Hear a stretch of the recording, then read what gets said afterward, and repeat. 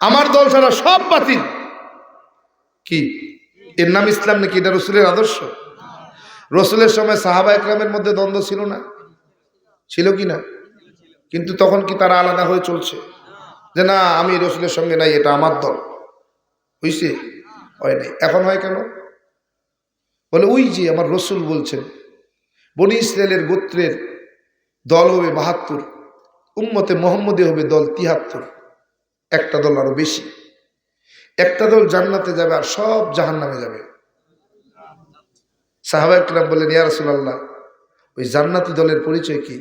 মা আনা আলাইহিম ওয়া আসহাবি আও কামা ক্বালা নবী আলাইহিস সালাতু ওয়াস সালাম। রাসূল বলেন, আমি আমার সাহাবা একরামকে, আমি এবং আমার সাহাবা একরামের যারা অনুকরণ করবে, পথ আর মত মেনে চলবে, এই দলটা হলো কি? জান্নাতি, আর বাকি সব জাহান্নামী।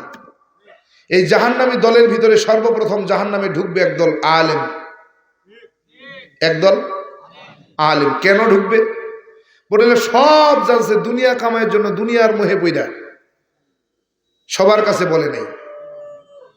কি আল্লাহ রসুল যখন মিরাজে গেলেন, জাহান্নামের মধ্যে ঢুকলেন, ঢুকেই দেখলেন একদল আলেম, মাথায় পাগড়ি পরে, চেহারা নূর, লম্বা জামা পরা। জাহান্নামের ফিরিস্তারা আগুনের কেচি দিয়া জিহ্বা কাটতেছে, আবার জোড়া লাগতেছে, আবার কাটতেছে, আবার জোড়া লাগতেছে, আবার কাটতেছে। আমার নবী জিজ্ঞেস করলেন, আয় জিবরাইল, এরা কারা? জিবরাইল বলতেছেন, ইয়া রাসূলুল্লাহ, এই সমস্ত আপনার সেই গুনাহগার উম্মত, দুনিয়াতে এলেম শিখছে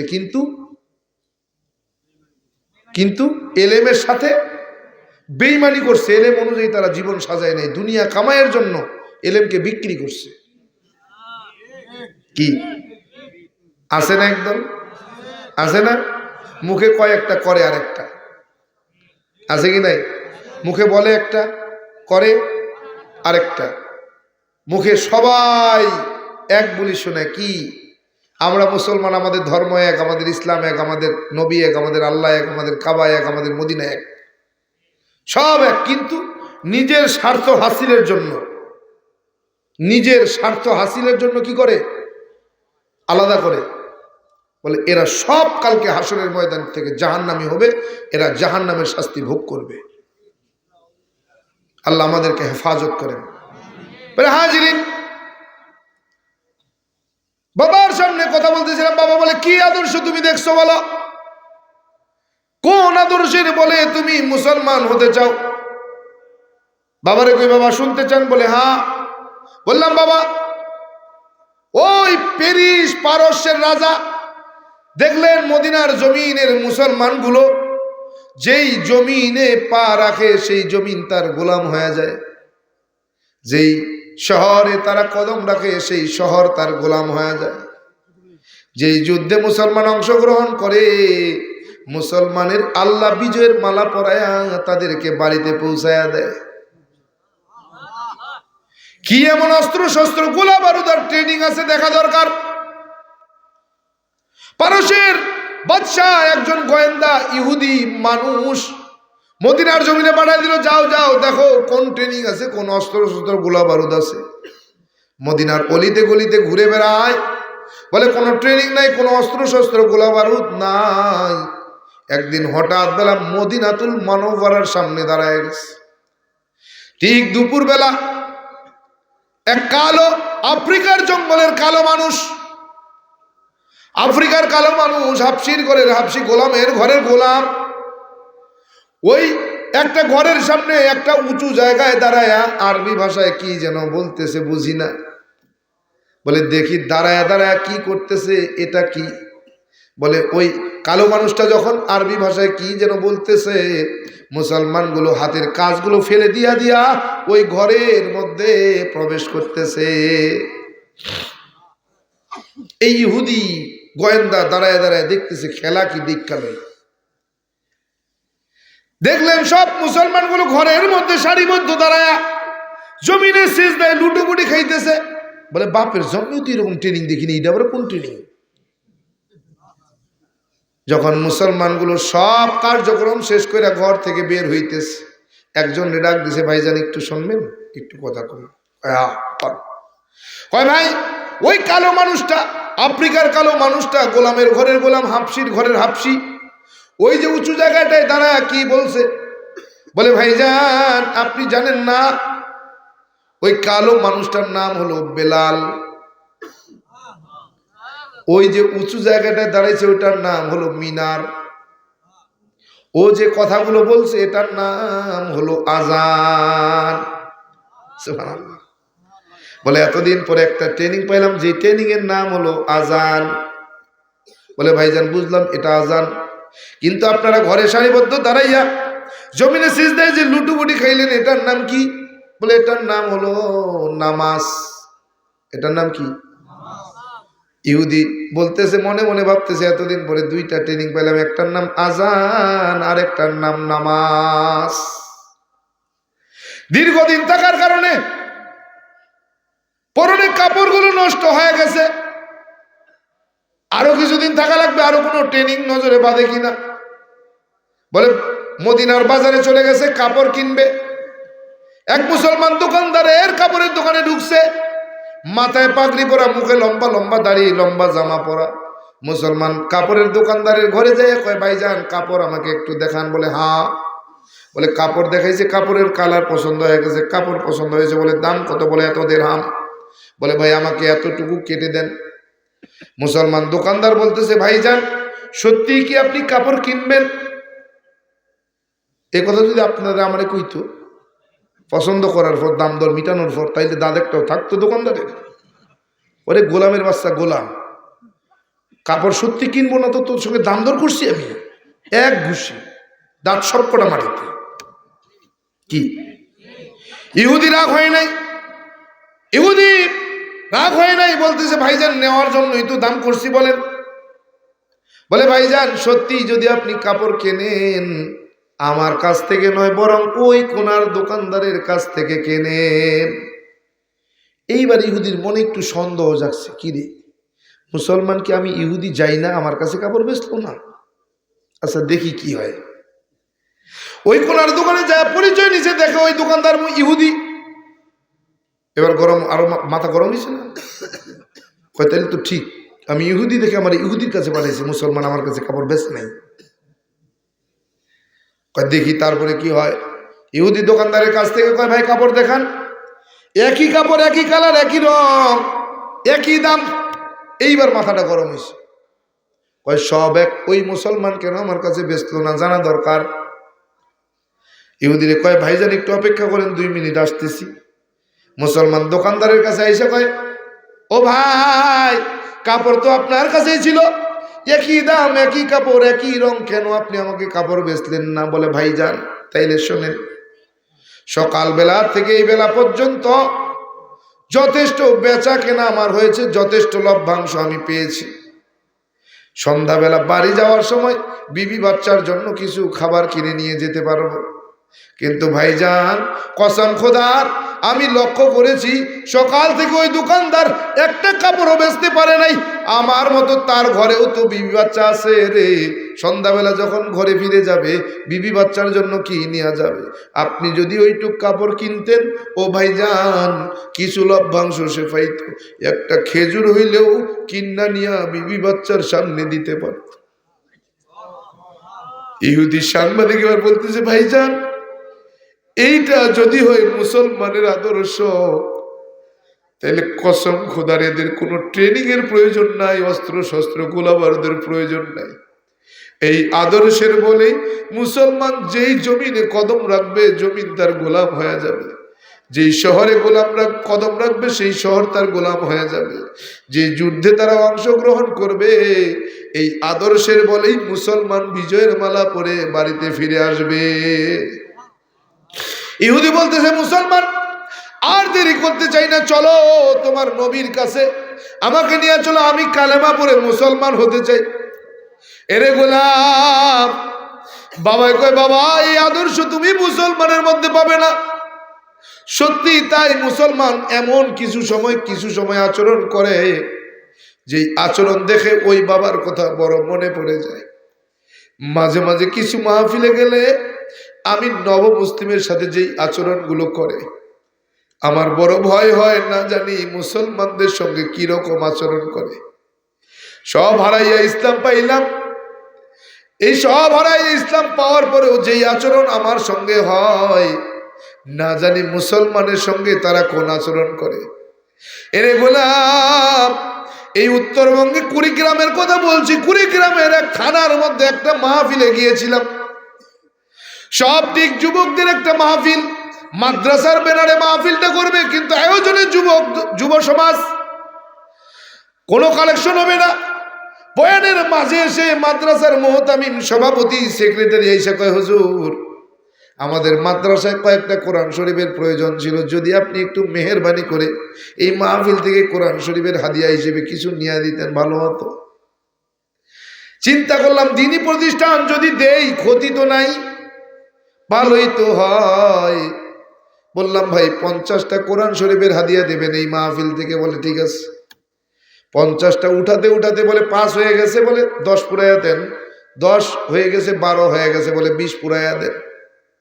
এই পুরাইতে পুরাইতে 100-র বেশি কোরআন শরীফের হাদিয়া উঠানো হলো। কালেকশনও মোটা অঙ্কের হয়ে গেল।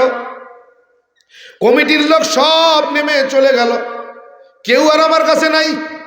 বয়ান শেষ হলো, মোনাজাত শেষ হলো, স্টেজ থেকে গাড়ি পর্যন্ত যাব, কেউ আমার সাথে নাই। একা একা নেমে নেমে গাড়ির কাছে যারা আধা ঘন্টা দাঁড়ায় থাকলাম। কমিটির কোনো লোক নেই, কে আমারে বিদায় দিবে। এলাকার স্থানীয় ওলামা একরাম দৌড়াইয়া আইসা খবর পাইয়া আসছে। আইসা কয়, হুজুর কি ব্যাপার, বাইরে কেন দাঁড়ায় আছেন? বলি কাউকেই তো পাই না, কোথায় যাব? কমিটির লোক নেই। আধা ঘন্টা, প্রচুর কুয়াশা, কিচ্ছু দেখা যায় না। এই কুয়াশার মধ্যে, বাতাসের মধ্যে আধা ঘন্টা দাঁড়ায় রয়েছে, কোনো কমিটির লোক নেই।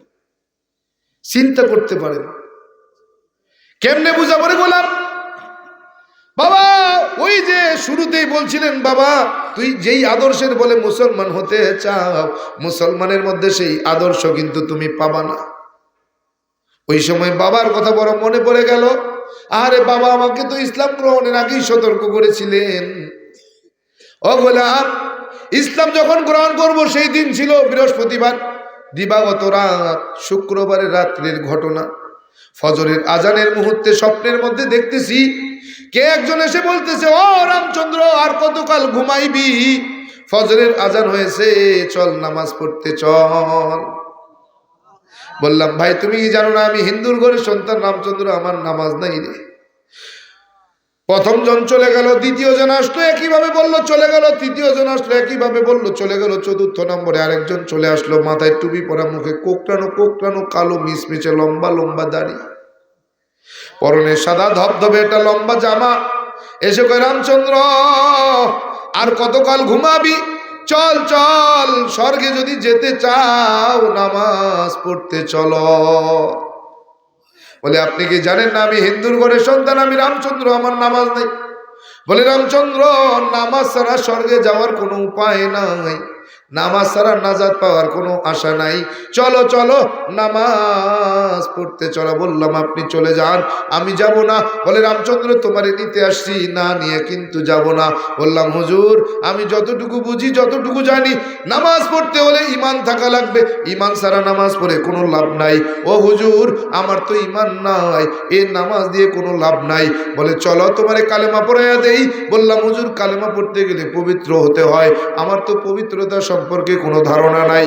বলে চলো তোমারে ওযু শিখায়া দেই। বলি না না না যাব না, আমার স্পষ্ট মনে পড়ে ডান পাশে ঠিক এতটুকু খোলা জায়গা, উত্তরে মাথা দিয়া দক্ষিণে পা দিয়া শুয়ে আছি, ঠিক ডান হাতের এই বরাবর ওই আল্লাহর বান্দা দাঁড়ায়া আমার ঠিক হাতের এই জায়গাটায় শক্ত করে ধরে টান দিয়ে উঠাইয়া টানতে টানতে মসজিদের দিকে নিয়ে যায়।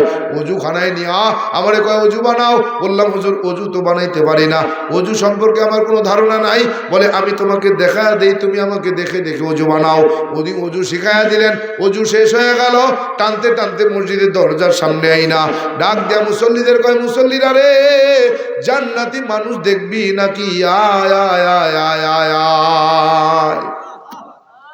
মুসল্লিগুলো দৌড়ে দরজার সামনে এসে দেখে আমি রামচন্দ্র। বলে হুজুর মস্করা করেন, কোথায় জান্নাতি মানুষ? এ তো দেখি হিন্দুর ঘরের সন্তান রামচন্দ্র, কেমনে জান্নাতি হয়? বলে তোমরা জানো না মান ক্বালা লা ইলাহা ইল্লাল্লাহু মুহাম্মাদুর রাসূলুল্লাহ মুখলিসান ফাদাখালাল জান্নাহ, তোমরা জানো না আরে বান্দা যে ব্যক্তি ঈমান সহকারে কালেমা শরীফ পাঠ করবে আল্লাহ তাআলা তার নামটা জাহান্নাম থেকে কাইটা জান্নাতের খাতায় উঠায়া দিবে। মুসল্লিগুলো দৌড়াই আইসা কেউ মোসাফা করে, কেউ কোলাকুলি করে, কেউ গালে চুমু দেয়, কেউ কপালের মধ্যে চুমু দেয়, টানতে টানতে মসজিদের মাঝখানটে নিয়ে বসাইয়া চারপাশে গোল হইয়া বসা। আরে চতুর্থ নম্বরে সেই হুজুর আমার সামনে হাঁটুর সঙ্গে হাঁটু লাগাইয়া আমার হাত ধইরা কালেমার তালকিন দিতেছে, বলতেছে রামচন্দ্র পড়ো পড়ো লা ইলাহা ইল্লাল্লাহু মুহাম্মাদুর রাসূলুল্লাহ। হে রামচন্দ্র পড়ো আশহাদু আল্লা ইলাহা ইল্লাল্লাহু ওয়াহদাহু লা শারীকা লাহু ওয়া আশহাদু আন্না মুহাম্মাদান আবদুহু ওয়া রাসূলুহু। কালেমা পড়াইয়া দিলেন। মুসল্লিরা কয় হুজুর নামটা পরিবর্তন করে দেন। বলে কি নাম দেওয়া যায়? বলে আল্লাহ তাআলার পছন্দের কিছু নাম দেয়া দেন। বলে আল্লাহ তাআলার প্রিয় নামের 1 নম্বরে হলো আব্দুর রহমান, 2 নম্বরে আব্দুল্লাহ। মুসল্লিরা কয় হুজুর আল্লাহ তাআলার প্রিয় নাম আব্দুর রহমান দিলেই তো ভালো হয়। বলে হ্যাঁ, আজকে থেকে রামচন্দ্রের পরিবর্তে তার নাম আব্দুর রহমান। আব্দুর রহমান নাম রাখিয়া তিনি নিজে মসজিদের ইমাম হইয়া ফজরের নামাজে দাঁড়াইয়া আমাদের নিয়ে ফজরের নামাজ শেষ করলেন। যখন সালাম ফিরাইলাম, সালাম ফিরানোর সাথে সাথে তাকায় দেখি আমি রামচন্দ্র বিছানার মধ্যে শুয়া। চিন্তায় পড়ে গেলাম, কোথায় গেলাম? কে আমারে নিয়ে উজু শিখাইলো, কালেমা পড়াইলো, নাম রাখলো, ফজরের নামাজ পড়াইলো। না না না, আর ঘুম হয় না। মসজিদের দরজার সামনে দাঁড়ায় দাঁড়ায় অপেক্ষা করতে লাগলাম। ইমাম সাহেব নামাজ শেষ করলেন। ইমাম সাহেব নামাজ শেষ কইরা যখন ঘুরে বসছেন, তাকায় দেখে আমি রামচন্দ্র দরজার সামনে দাঁড়াইয়া মুসল্লিদের রাইখা ইমাম সাহেব আমার সামনে এসে কয়, বাবা এত সকালবেলা কেন ঘুম থেকে উঠছো? এ বাবা কি তুমি বালা মুসিবত বিপদ আপদে কি পড়েছ? বললাম না না। বলে তাইলে কেন আসছো? বললাম হুজুর একটা স্বপ্ন দেখছি, স্বপ্নের ব্যাখ্যা জানার জন্য আসলাম। বলে কি স্বপ্ন দেখছো? সব ঘটনাটা বললাম। হুজুর ডাক দেয়া কয়, না না হতে পারে না, এটা বিশ্বাস করা যায় না, তুমি ধোকা দিয়া বোকা বানাইতে চাও। বললাম না। বলে না বিশ্বাস করি না, এই স্বপ্ন দেখবে মুসলমানের সন্তানেরা, এই স্বপ্ন তুমি দেখতে পারো না। বললাম হুজুর কি করলে কিভাবে বললে বিশ্বাস করবেন যদি আমাকে একটু বলতেন। বলে স্বপ্নের মধ্যে অজু শিখছো? বলে হ্যাঁ। বলে চলো অজুখানায় চলো, অজু করে যদি দেখাইতে পারো তাইলে বিশ্বাস করি তুমি স্বপ্ন সত্য বলছো। অজুখানায় নিয়ে ডাক দিয়া কয়, রামচন্দ্র অজু বানাও। অজু যখন করলাম, অজু করার পর ইমাম সাহেব টান দিয়ে বুকের সঙ্গে চড়াইয়া চোখের পানি চাইরা ডুকরায় ডুকরায় কান্না করে আর বলে, বাজান রে তোর ভাগ্য বড় ভালো, তোর ভাগ্য বড় ভালো, তোর নসিব বড় ভালো, তোমার মতো ভাগ্যবান কে আছে রে বান্দা। আল্লাহর বান্দা ইমাম সাহেব আমারে টানতে টানতে মসজিদের দরজায় নিয়া মুসল্লিদের ডাক দিয়া কয়, মুসল্লিরা রে জান্নাতি মানুষ দেখবি নাকি? আয় আয় আয় আয় আয় আয়। মুসল্লিগুলো দৌড়াই এসে দেখে আমি রামচন্দ্র। বলে হুজুর মস্করা করেন, কোথায় জান্নাতি মানুষ? দেখি হিন্দুর ঘরে সন্তান রামচন্দ্র কেমনে জান্নাতি হয়? বলে বাজান তোমরা জানো না, স্বপ্নের মধ্যে কালেমা পড়ছে, স্বপ্নে ওযু শিখছে, স্বপ্নের মধ্যে নাম রাখছে, স্বপ্নের মধ্যে ফজরের নামাজ আদায় করছে। সব মুসলমান দৌড়ায় আইসা ওই কোলাকুলি করে, কেউ মোসাফা করে, কেউ গালে চুমু দেয়, কেউ কপালে চুমু দেয়। ইমাম সাহেব হুজুর ডাক দিয়ে কই, বাবা যেই ব্যক্তি ধরে ওযু শিখাইলো, নাম রাখলো, কালেমা পড়াইলো, ফজরের নামাজের ইমাম হইল, ওই ব্যক্তির সিরাত সুরাত সম্পর্কে কি বলতে তুমি পারো? বলে হ্যাঁ। বলে কেমন ছিলেন তিনি? বললাম হুজুর খুব বেশি লম্বাও নয়, খুব বেশি বেটেও নয়, মাঝারি সাইজের একজন দেখতে সুন্দর একজন মানুষ। বলে বাবা আর কি দেখেছো? বললাম হুজুর মাথায় ছিল টুপি পরা, মুখে কোকড়ানো কোকড়ানো কালো মিস মিচে লম্বা লম্বা দাড়ি, পরনে সাদা ধবধবে একটা লম্বা জামা। বলে বাবা চেহারা মোবারক তুমি দেখেছ? বললাম কেন না, যেই ব্যক্তিটা আমারে টানতে টানতে অজুখানায় নিয়ে অজু শেখাইলেন, আমার সামনে হাঁটুর মধ্যে হাঁটু লাগাই আমারে কালেমা পড়াইলেন, ওই ব্যক্তির চেহারা কেন দেখবো না? বলে কেমন ছিলেন তার চেহারা মোবারক? বললাম হুজুর দাদি নানিদের মুখে শুনেছিলাম চাঁদেরও কলঙ্ক আছে, কিন্তু পূর্ণিমার চাঁদ পূর্ব আকাশে যখন উঠে গোটা দুনিয়ায় আলোয় আলোকিত হয়ে যায়। ওই ব্যক্তি যখন আমার অন্ধকার ঘরের মধ্যে ঢুকছে, তাকায় দেখছি এত আলো এত আলো এত আলো, জীবনে আমি আর কোনোদিন কখনো দেখি নাই। ও গোলাম ইমাম সাহেব কয়, বাজার চোখের পানি ছাইরা গোলায় জড়াইয়া বুকের সঙ্গে জোরে কান্দে আর বলে বাজান আমার সঙ্গে একটা ওয়াদা করবা। বলে কি ওয়াদা করতে হবে? বলে বাজান রে, কাল হাসরের ময়দানে আল্লাহ তাআলা তোরে যখন জান্নাত দিয়া দিবে, ওই সময় তুই কি আমার একটু তোর সাথে জান্নাতে নিবে? বললাম হুজুর আমি জান্নাতে যাব, এর গ্যারান্টি কি? বলে বাজান তুমি জানো না, আমার নবী জানায়া দেয়, যেই ব্যক্তি আমি নবীর চেহারা মুবারক দেখবে, স্বপ্নে হোক আর সরাসরি হোক, যে আমার চেহারা মুবারক দেখবে, সেই ব্যক্তির জন্য আমি নবীর জান্নাতের সুপারিশ করা ওয়াজিব হয়ে যাবে।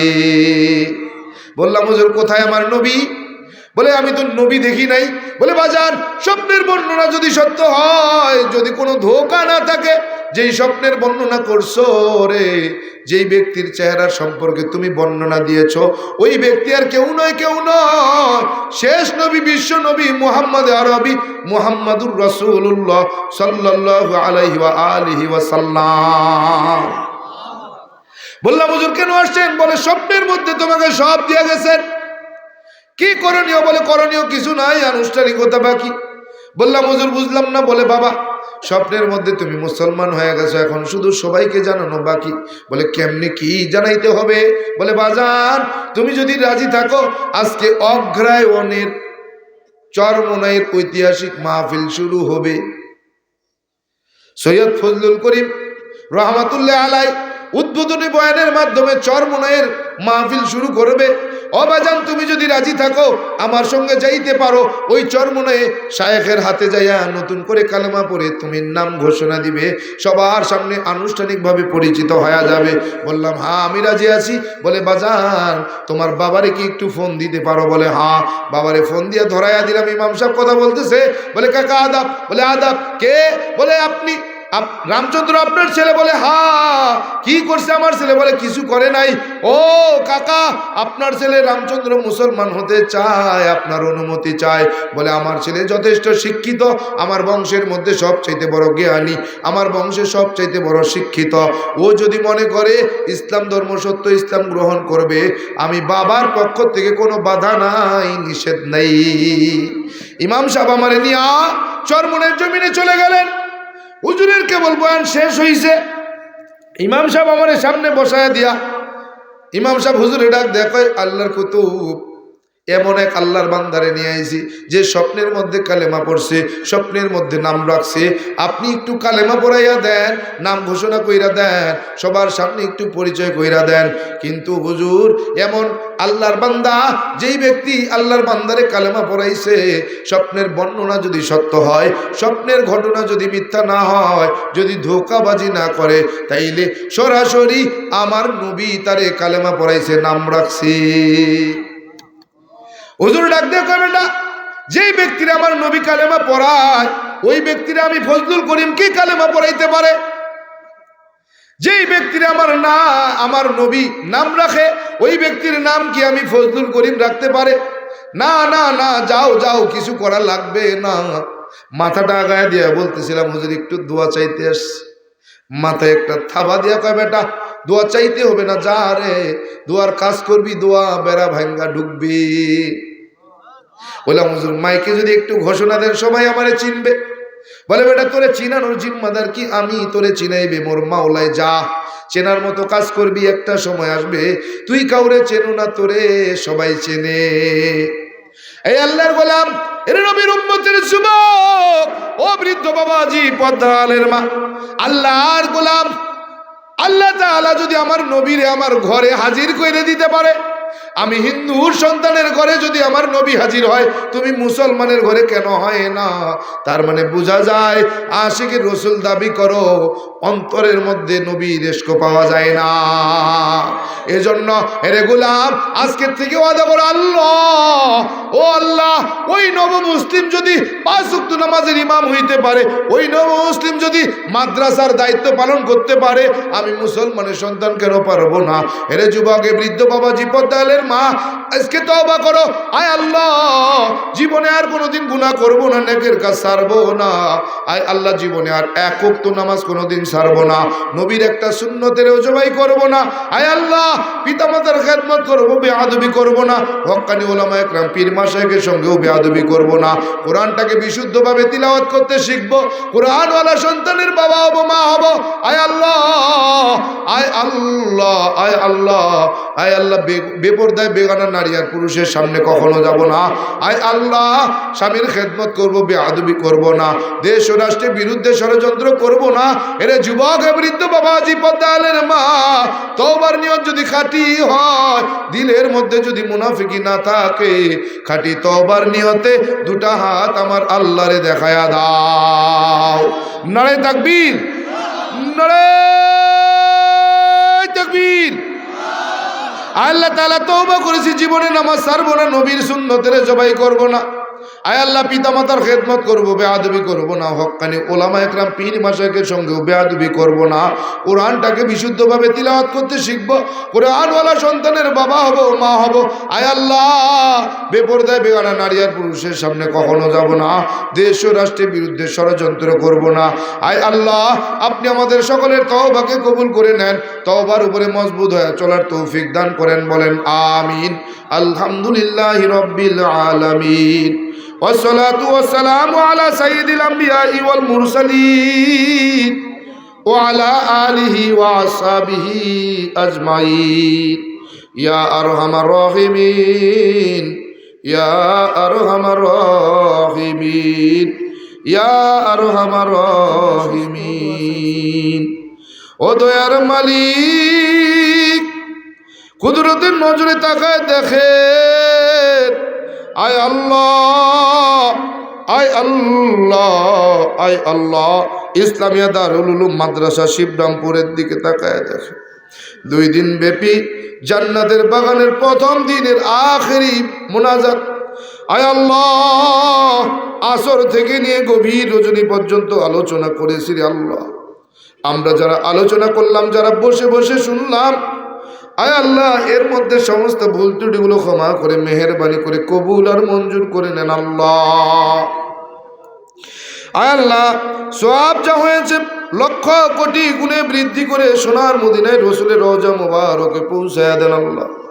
সাইয়েদিনা আব্বাজান আদম আলাইহিস সালাম থেকে নিয়ে শুরু করি না, আয় আল্লাহ, আজ পর্যন্ত যত মুসলমান নরনারী আপনার ডাকে সাড়া দিলেন, সকলের আরো ভাগের সওয়াবখানা হাদিয়া পৌঁছায়া দেন আল্লাহ। আয় আল্লাহ, আমরা যারা হাত পেতে আমিন আমিন আমিন আমিন বলছি, মালিক, জানি না কার যেন জনম দুঃখিনী আম্মা নাই, কার যেন জনম দুঃখী আব্বা নাই। আয় আল্লাহ, আমিও তো এতিম সন্তান। আয় মালিক, কে যেন আম্মা আব্বা হারা ছিল এতিম। আয় মালিক, আমিও তো এতিম সন্তান, দুনিয়ার জমিনে আমারও বাবা না।